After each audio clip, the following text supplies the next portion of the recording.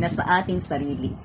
Ang buhay ng tao'y batbat ng hirap. Hindi makakaahon sa hirap kung hindi magsisikap.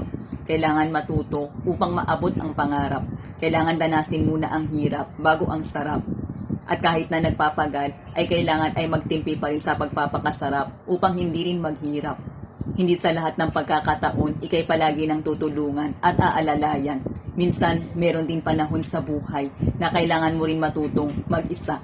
Maliban na lamang kung ikaw ay may sakit at may kapansanan.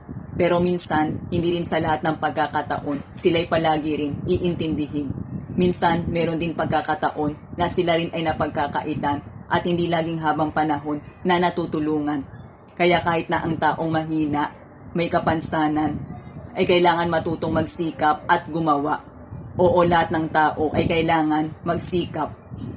Kahit pa ang taong mahina, mabagal matuto, may kapansanan o wala, lahat ay kailangan magsikap at kailangan din niyang mag-ingat sa kanyang sarili.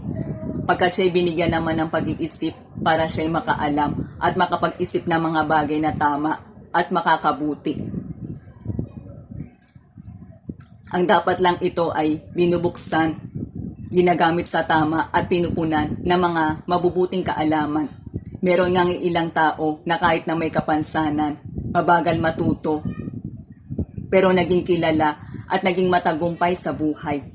Tulad ni Helen Keller na kahit na siya isang pipi, bingi at bulag, pero naging isang magaling na manunulat.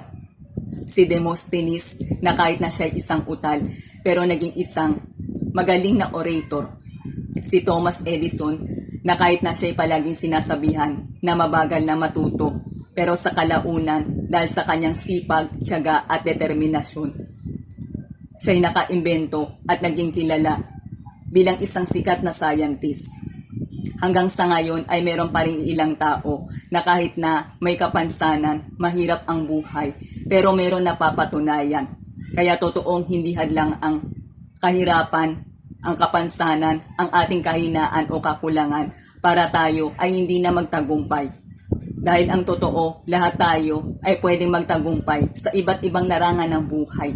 Nasa atin na ito kung paano tayo mag-iisip at kikilos.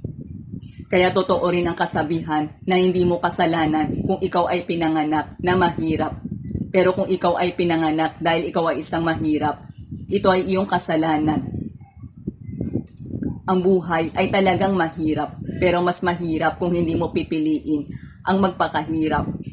Ang tao ay kailangan magsunog ng kilay para siya'y matuto. Kailangan niyang matuto para siya'y magkaroon ng magandang kinabukasan o ng magandang kapalaran. At upang hindi rin siya laging hahamak-hamakin at lolokohin.